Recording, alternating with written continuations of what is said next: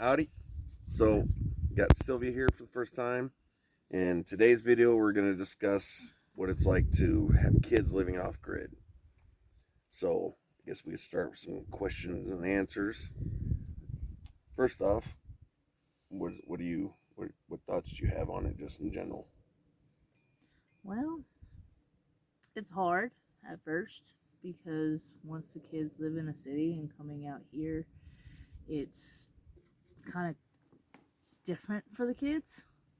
They're not able to, just randomly run around without no shoes.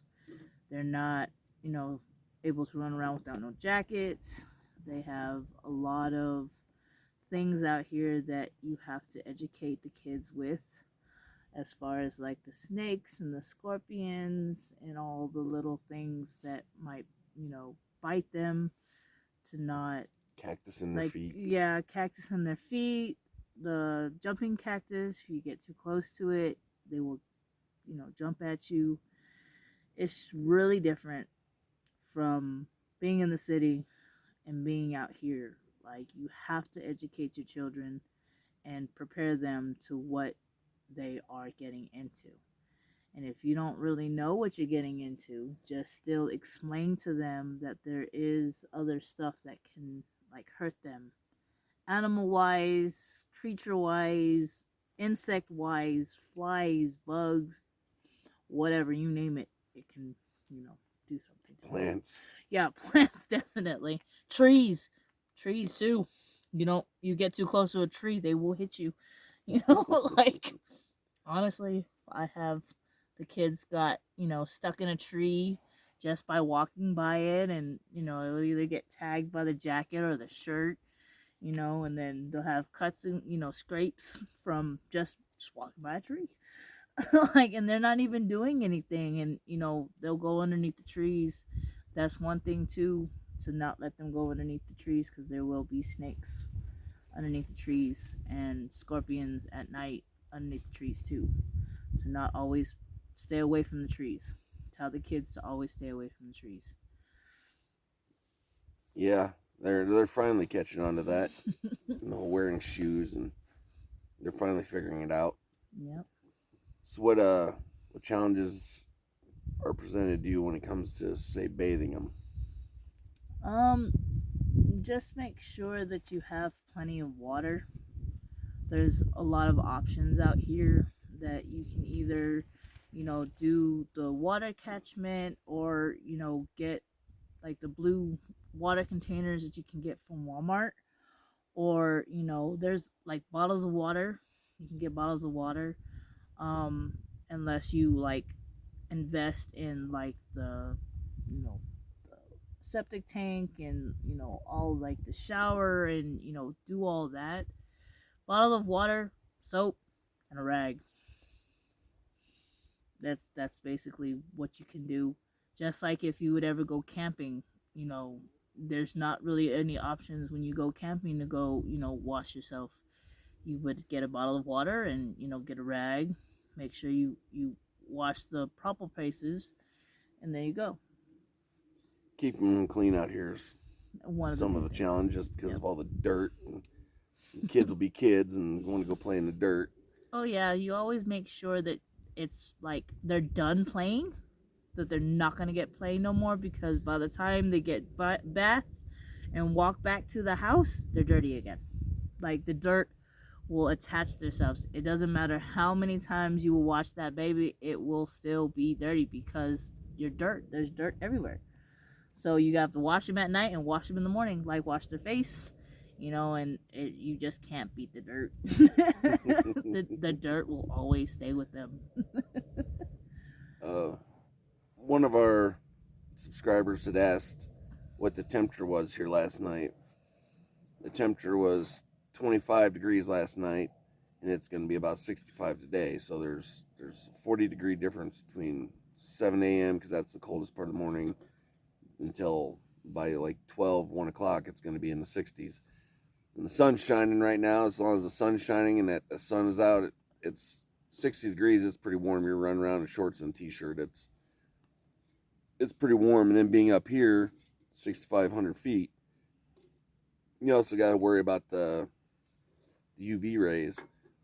What's really odd is right now is like we're sitting in the shade and it's a little chilly, but then we'll walk right over there 10 feet from here and it's in the sun, and then we'll be warm. Jacket And want to off. come back into the shade. The kids just run around and do whatever. They're in school right now. Which brings us to another subject.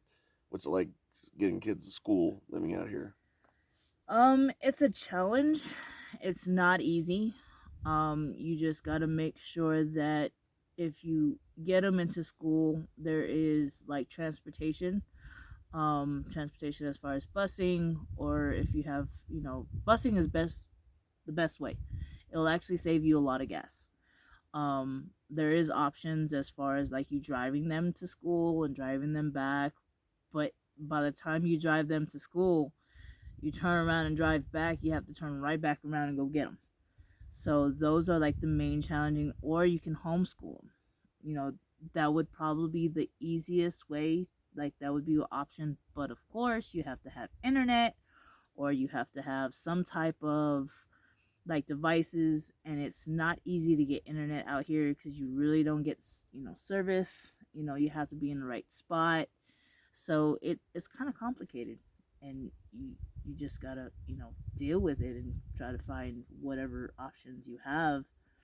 But like if they go to a school, the first option you should ask, do they have transportation, and see if they go to like some type of your destination or somewhere around the destination, because there's a lot of kids that are off grid that do take the bus that's out here.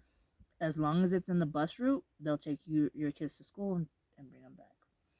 You just gotta wake up really early to do it. Yeah. Give it 5:30 in the morning, get the kids dressed, and get them down to the bus stop. This bus is, well, we're about close to 40 miles from their school. Yep. So, time to get them down to the bus stop, that takes out about 12 miles of it. And then the bus comes and has to take them the rest of the way. And then the bus goes all the way to Sanders, doesn't it? So, St. John's. No, it goes all the way to Sanders, doesn't it? Not in the afternoon, yes, but in the morning, it's coming from Sanders. So Sanders is gonna be the last drop off, and then that's gonna be the first one to come up. So it'll be Sanders in the morning coming down, and then in the afternoon it'll be from St. John's going back up. Yeah, they pick up kids as far as like 50 miles away. Oh yeah. And bus them in. So Yep. It's definitely a long bus ride, and you gotta be there early for it. Yep, because the first bus stop in Sanders is 5:05. That's the first bus stop, and then the second bus stop, and then by the time they get to us is like 6:40. But they still don't get to school until like about 7, like 7:10, 7:15. So it's a very long drive for your kids, and it's very tiring. And if they're waking up early, expect the kids to go to sleep. Expect them to go to sleep in the bus, because it's literally an hour. If the kids go to school and the kids coming back on the bus, it's really hard for the kids. You gotta, consider pack them some lunch or snacks or whatever on the bus or whatever, and let them eat. They do best. Pretty nice this time of the year. It gets dark earlier, so Yep. The kids go to bed a little earlier. Yes. And they'll go to bed by 7 o'clock, and they'll sleep and still have a hard time waking up at 5:30. It's crazy. They just sleep and sleep and sleep, but they go to bed with a full belly. So, Yep. how's it having to cook for a bunch of kids out here? It's not easy, but like I said, if you've been camping before, you'll know how to, cook. You can cook on the fire. You can get a Coleman. There's like other options. There's propane. Like, if there's a grill, you get a grill. If you don't have all that, you still have the options of like, having a campfire and, cooking on the campfire. If you have all those things as far as propane and stuff, that's good too. You just gotta really prepare yourself. If you do have kids and you are coming out here, just think about like how are you gonna cook for them? If you're gonna cook for them, like I have a Coleman. I actually have a Coleman, and then I've had to at times when I don't have propane, live in the thing. Camp stove. Coleman does not sponsor us. Oh well, camp stove. Don't tell them the exact brand. Yeah. But Coleman, if you'd like to sponsor us, we can handle that. But anyways, I grew up with Coleman. I camped with Coleman. I had Coleman everything.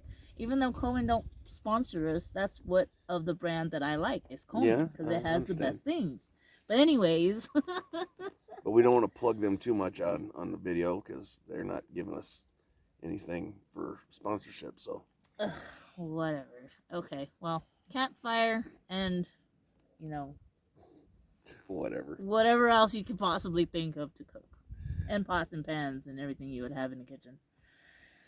Yeah, but what about the challenges of making the meals for them? It's hard. It's keeping food things good. cold, keeping things in the refrigerator, or if you in the ice box. You can't get too much stuff. You always have to just prepare from one night to another night because you never know what the weather might be. You might get some food for 2 days and it might be 100 and some degrees and that food is already, spoiled because you don't have ice or you don't have, a place like a shady place for it to go. It snows pretty fast in the summertime. Yeah. Yes, very, very fast. Like you can get 2 bags of ice and put it in the cooler and by the time the afternoon comes, it's already melted. So it's very hard in the summer and then in the winter it's a little bit more easier because it gets colder. But it's very hard. Like only prepare you one day at a time and like mainly get like noodles and pasta and like basically rice. like rice and beans and like what is it, oatmeal, like stuff that you can just put in the water. It might be simpler but you don't have to worry about it getting spoiled. Like meat, it gets spoiled so quick around here, it's not even funny. The kids like Vienna sausages too. Mm-hmm. Yep. If they like Vienna sausages or, like the... So that's beneficial if they like that. Mm-hmm. It just really depends on the kids and what they like and what they don't like. Because there's some parents that have kids that don't like certain stuff and it's very hard for them to get stuff for the kids. So well, it's a bit of a challenge. I mean, they're not parents like what we are. You're going to eat what's put in front of you or you're just not going to eat. True. I'm a little old-fashioned when it comes to that. I'm not going to cater to you all these special little needs. You're going to eat what you put in front of you or you just go hungry. Yeah, but these kids aren't that picky. No, they're not picky. They pretty much eat what's given to them, and that's that. And they don't really care what it is. No. You put them a sandwich and that's it. As long as they had chips with it, it's good. The oldest one will drop his chicken nugget on the ground and do the 5-second rule, pick it back up. Oh, it's still good. Just blow off the dirt. It's good. But he'll eat anything that doesn't eat him first. So. Yeah, true. You have them, other kids that are picky. Like Lamina, she's picky sometimes. And, sometimes. You just gotta work around what the kids like. And I know you don't want to hear it, but, from a woman's point of view and mom's point of view, you always like to please the children. So do what you have to do for your kids. You and my mom are really different then. Hey, but there's some other moms that are not. Some other moms like, spoiling them and, like giving them everything they want because they don't want to hear them cry or scream and have a tantrum. Mm-hmm. That's a different story on preventing that. That's for another video. We're probably not going to have that conversation. No.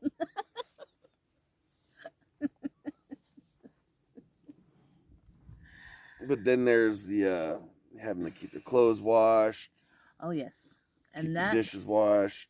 And like, when you come out here, you're basically thinking about the olden days of how they used to live, of, struggling to get water, struggling to wash clothes, struggling of having food. Little House on the Prairie. Little House on the Prairie. There you go. Like, even if you have to hand wash them, like, it's hard. Like, there's a laundromat, but it's literally 45 minutes away.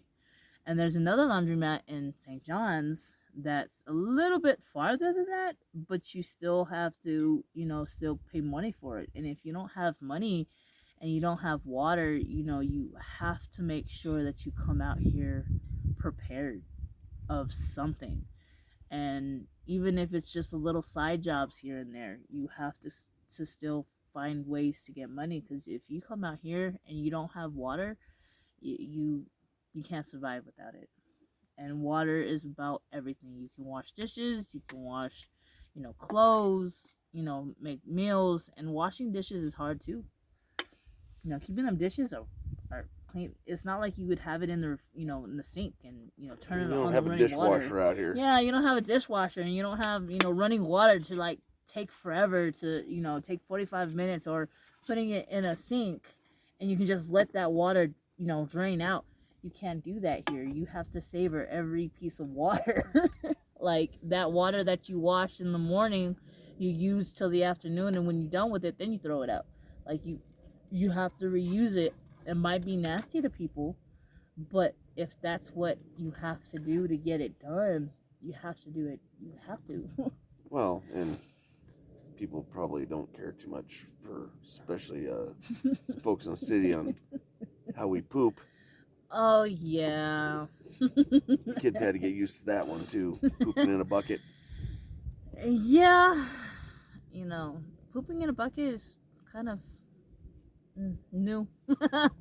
Interesting for them, but Well, it's just like camping, though. Yeah.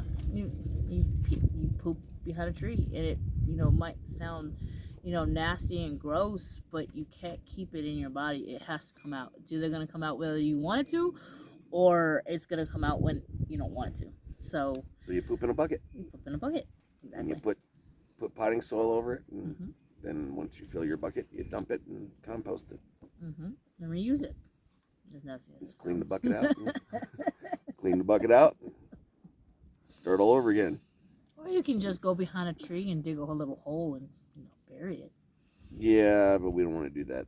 That's more like a camping thing. You never know. When you live out here, because then you'll forget it's buried there, and you'll run around a tree and poop in the same spot, and then step in it. Or the kids go run around playing it without realizing it's there. Yeah. You definitely have a designated spot for it. Like, even if you have to like build a little outhouse or like a little box, like this is where your bathroom is, make sure your kids know that that's the certain spot that you want it. If you even having it in a compost, you can say, hey, this is the spot that I want to compost. Poop in the bucket, bring it right here. So the kids will know. Like, you just have to educate them and let them know of what you expect and what you want them to do, because they're gonna be kids. They're gonna poop and shit anywhere, or they're gonna pee anywhere, and you don't really want that, because then you have other animals smelling and then trying to come over here and trying to figure out what they have, especially if you have food out. Make sure you keep it in, on a high spot. Or speaking of that, we had some visitors last night. Yeah, you have to make sure, because like you will have like random animals just come and they'll go through your trash and they'll take it, and they're just trying to survive too. And you'll have little mice. They started going through our trash last night, but there was celery on top, and I guess they didn't like the celery too much. I don't know. Because I saw the celery was pulled out of the bag and just left there, and they didn't tear up the bag. I'm like, oh, I guess they didn't want celery. They're not a vegetarian coyotes out here. I'm pretty sure it was coyotes, but I didn't really see the tracks that well. So I did notice just recently, it's odd because, talking about the dog barking at stuff, looking in a certain direction, barking at stuff. Well, I found some fresh pronghorn tracks on our driveway yesterday, and I saw some other tracks that look suspiciously like bobcat tracks. They looked more feline than canine, and the size of them and everything, they wasn't big enough for mountain lions, so I'm thinking there was a bobcat around the area. I do know there's been a bear spotted in the area by several of our neighbors. Mm-hmm. So we've got all that, and there's wolves out here, and of course the mountain lions. There's badgers and porcupines, and oh, just what else? I mean, anything, foxes, anything you can imagine. We've got it all out here. So the kids got to be taught how to react to each and different animal because they're all differently. I mean, you don't want to run from a mountain lion. If you run from a mountain lion, then he's going to chase you because that's what food does. But on the other hand, if you see coyotes or wolf, then you want to run back to us and get away. So it's just different animals, different ways of reacting. Bears are generally going to leave you alone. And the bears up here, I mean, they're black bears, but they're not the big black bears like you see back east in the colder climates and everything. So they're a little bit smaller out here. Not that they're any less dangerous, but I'm a big guy. I'm not too worried about the bears that we have out here. They're not that large, so. But they're not gonna bother you. They're gonna leave you alone. I haven't had any problem with any wildlife out here really. I know they come into the area onto the property at night, but I've never had a problem with them. I've seen the coyotes and foxes running around. And there's rabbits everywhere, of course, and that's gonna be primarily what they eat. Those damn rabbits, they just run right in front of you. I had a rabbit this morning, and I felt so bad, but the rabbit, when I was driving in the morning, I knew he seen me coming. He seen the lights, he heard the radio, he seen the van, and he was sitting in the middle of the road. And it was already too late to slow down. And like, he tried to run, and my front wheel ended up hitting him and killed him. So the rabbits will literally go in front of you while you're driving, or they will stop in front of you and expect you to stop. Especially the jackrabbits. Jackrabbits, they're stupid.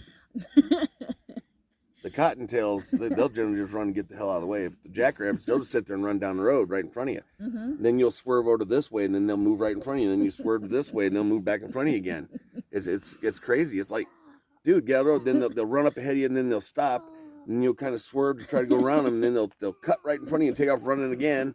It's like, what are you doing? They're trying to dance with the lights. That's what I used to call it. And then you have... I think they're just suicidal. They're like, this life is over. It's miserable. I'm going to run in front of a car. Well, and then you they're trying to race you. Well, yeah, they do. And then they'll stop. And then you have, like, the cows. The cows will literally be in your road, and they won't move. Like, you can honk, and they will literally stand in the middle of the road and just expect you to hit them. Like, they will not move. And like, stare at you, chewing their cud. Yep. And they'll just, like, be like, like, what are you going to do about it? Like, and then even if you get close to them, you literally have to spook them with your vehicle for them to move. And they'll sometimes, like, charge at you and try to hit you back. But, you know, rarely your vehicles can get messed up. You know, like, anything that you have, the cows, they will go into your property if you don't stop them. I just threaten to eat them. Just call them dinner. Your T-bone. Yep. Your sirloin. Your brisket. Your tomahawk. Just give them different names and just threaten to eat them. They don't really seem impressed. It doesn't seem to make them want to leave any faster. But still, that's just what I do. I just look at them like, you better get out of here. I'm going to eat you. And then there's also another thing too that is a challenge. If you have any dogs, cats, any type of animals that are out here, always make sure that you have some type of, like, security, even if it's a cage, you know, a vehicle, or, you know, a chain or something, because if these animals do get loose and they get lost, they will either end up getting shot, taken, or eaten by another animal. Like, once you lose that animal, if the animal does not know where you're at, that's basically he's gone. Like, he might not find his way back if you don't find him, or, you know, somebody around the neighborhood, they see him, and if they're, you know, especially attacking, you know, other people's, like, livestock, or, you know, try to attack any of them, they're gonna protect themselves and they're gonna shoot them, even if it's dogs. Cats, so much, you really don't have to worry about cats, but with your animals, you always have to like make sure you protect them. Cats are good for all the stinking mice that are out here. Oh yeah, and that's one thing too. That's another challenge. If you don't control, like what is it called? Put your food like rice and beans and sugar and salt. If you don't put it away in something that the mice can't get into, they will get into it. Even if it's like simple of ramen noodles or some type of sugar or anything, like they will get into anything and everything. They won't even get into your clothes, your Look at socks, your toilet paper. your toilet paper. They will destroy everything that you have. Like you literally have. Those are literally the worst pets I have. They're like the really really bad pests. I've been catching gopher snakes the last few months when I see them in the road right around here and bring them back to the house. And turn them loose on my property so that way they can help keep the rodent problem. There's plenty of rodents here for them. And they'll get into your stuff too, and they'll get into your truck, your car, your van, or whatever vehicle that you possibly have. And they'll start chewing whatever's inside your vehicle and trailer and a camper. They don't care if they can get into it, and especially they'll make nests too. Like they'll find something and they'll make nests, and when they make nests, they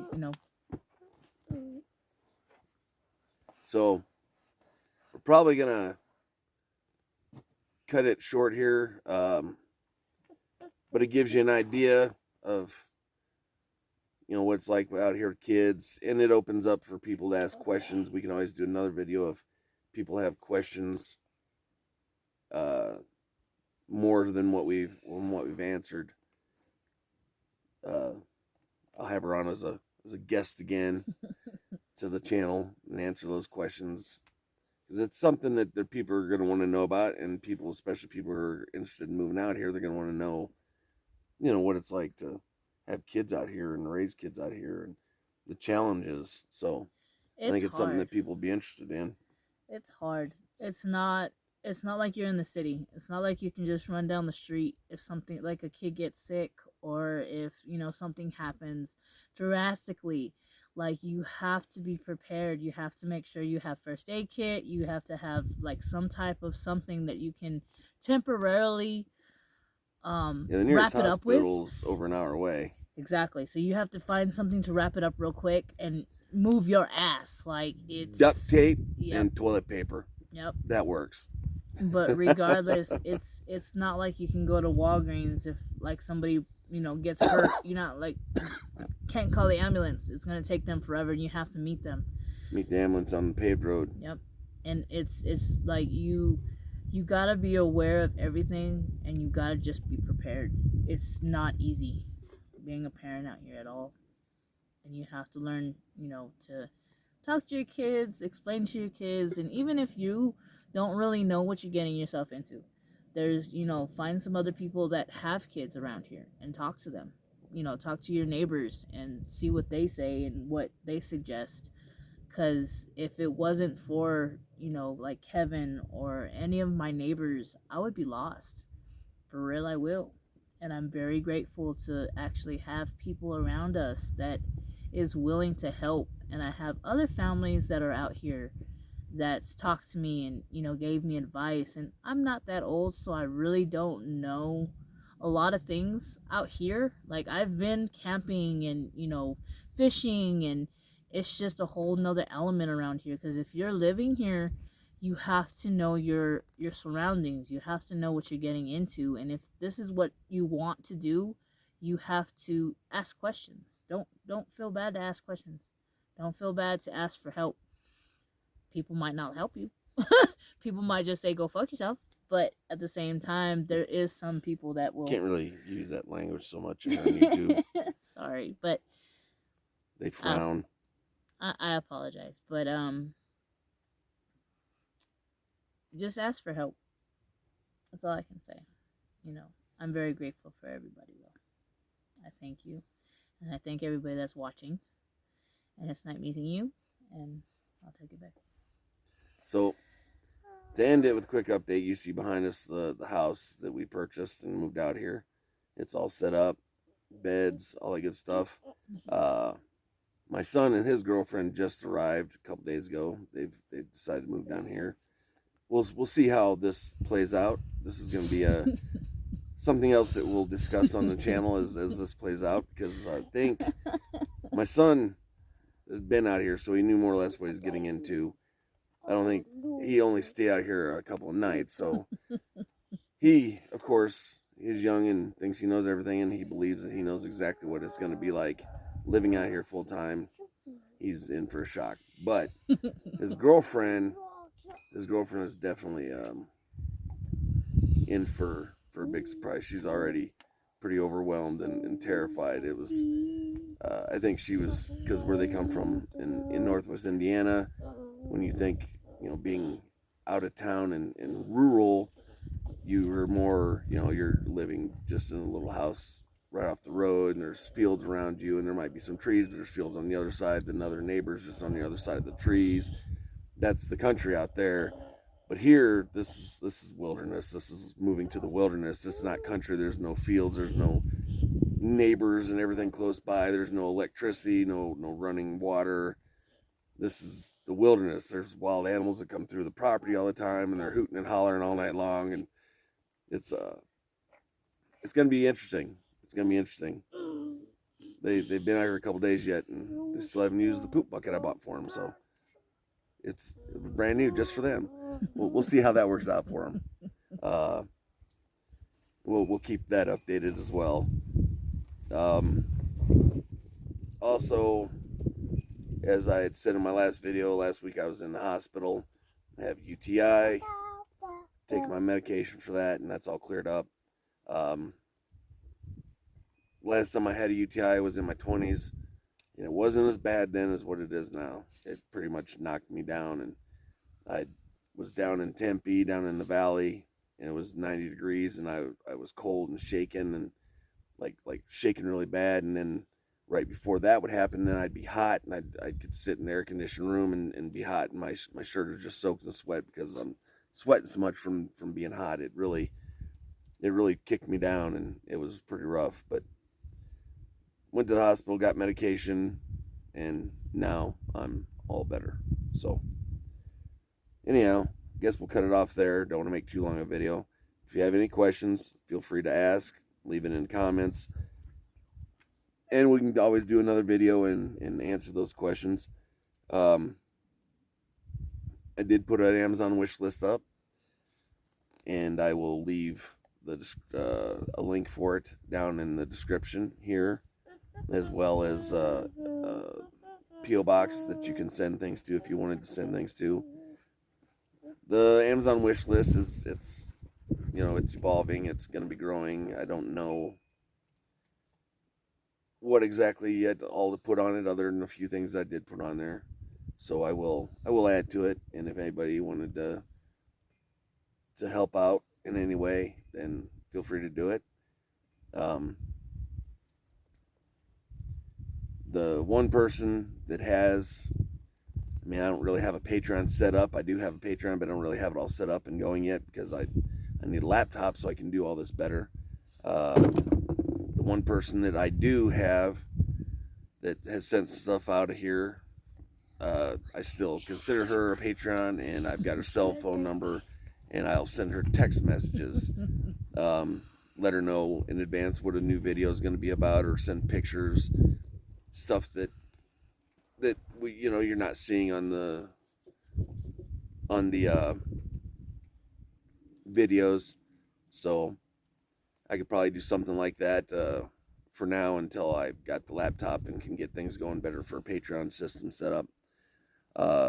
Where anybody who sends stuff, I could make a little text message group and just send updates of what's going on, things behind the scenes, or stuff that I'm not, don't necessarily share in the videos, just whatever, pictures that you won't see on my other social media. So we could do something like that. And I thank you too. If it wasn't for you, also for help, I'm very grateful for everything you send me. So I appreciate everything. It's definitely getting used. Definitely. It gets really cold too, and I appreciate it because the kids love them and they sleep with them, and they're like, "Oh, this is my favorite blanket," and they have like 50,000 blankets, but that one's the favorite blanket. Oh, and the lights. Oh yeah, and the lights. We've been using the lights too. Oh yes, we use the lights all the time. My kid, like every one of them have a light, so they kind of like share it, but it's really cool. Like they love them, and it works awesome. But now, how about we go get some lunch? Okay. Some beef stroganoff and stand in the sun and warm up. I think I'll stand in the sun and have a cigarette and warm up before I go and cook the beef stroganoff. Alrighty, folks. Thank you. Bye. Thank you a lot. We'll see you next time.